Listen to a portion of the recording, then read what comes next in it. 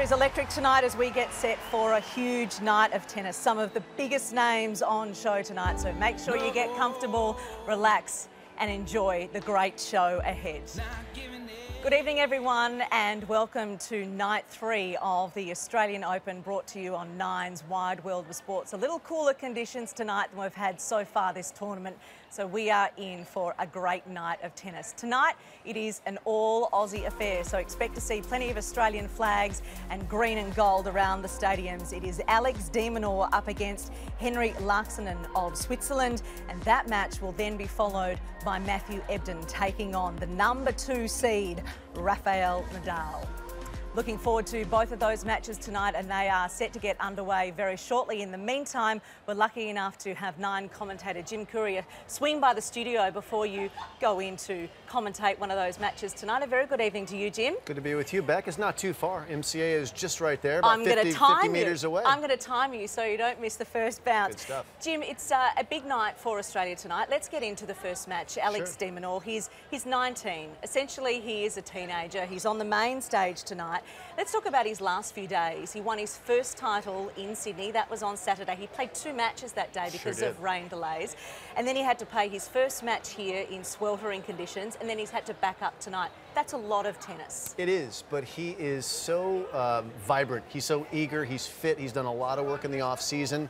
And the conditions will benefit him tonight. The cooler weather will help him in a couple of ways. It'll help him feel a little bit more refreshed if he is flagging physically at all, which I kind of doubt. He was pretty quick in his opening round win over the Portuguese player Pedro Sousa. Also, the cooler conditions, it's going to slow the ball down. That's going to give him a chance to play even better defense, which is going to be a very difficult thing for his Swiss opponent, Laaksonen, who does not have a lot of power.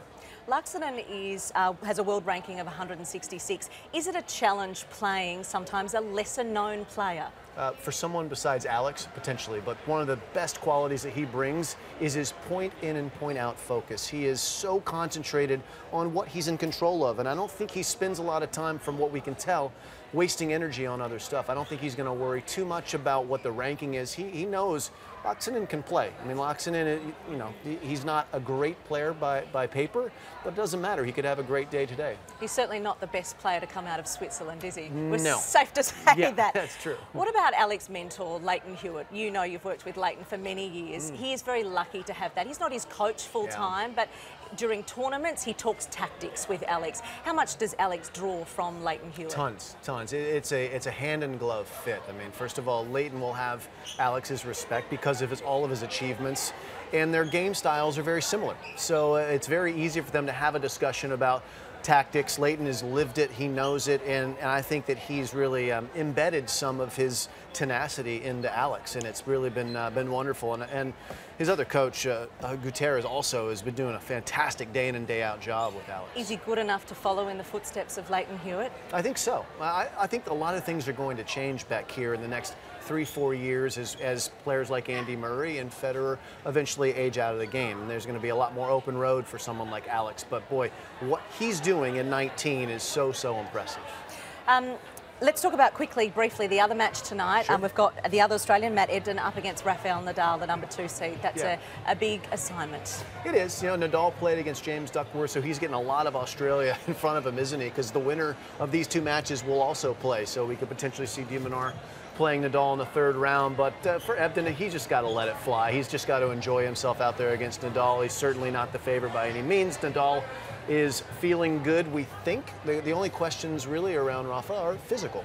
Yeah, well, he did pull out of Brisbane with a thigh injury, and he did have ankle surgery, late last year. Is it a concern, his body? His first match put a lot of those concerns away. But the thing with Nadal is we didn't think he was injured last year either, and then later in the tournament against Marin Cilic, he couldn't finish the match. So, you know, for Ebden, he has to think about that and stay in there point in and point out, because if it's just about the tennis, Rafa's likely to beat him. I think almost certainly will, but you never know. If Rafa has physical issues, Ebden is a good runner. He will get a lot of balls. We can see Margaret Court Arena is just starting to fill up ahead of the match tonight. It's a big occasion for Alex. He's 19. Do you think he'll be overcome at all? I mean, playing on home soil is different. You know all about that. I do. I think that's another one of his great qualities is I think he loves the big stage. I mean, Not easy to win a tournament, period, but to win a tournament at home in Sydney as his first one, that was mightily impressive.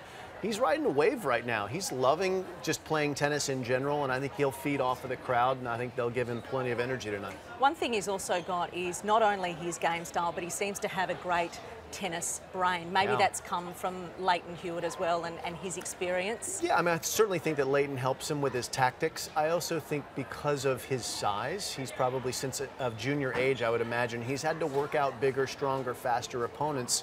Not many faster than him anymore. He's caught up in the speed department, but he's still one of the lightweights from just a kilogram standpoint out there. So he's had to use his mind in order to get where he's gotten to, and he's continuing to do it here at the highest level. Jim, we are going to let you go because you've got a couple of minutes to get into the commentary box to call this match tonight. You haven't got time to get a coffee on the way. You're going to start your clock. Start your clock. I'm going to time you, see if you can break your record throughout the week. Jim Courier, thank you very much and have a great call tonight. We are just waiting for our players to walk on the court now. As they do, we'll take a quick commercial break and then we'll get into our first match tonight. Alex de Minaur up against Henry Laaksonen of Switzerland.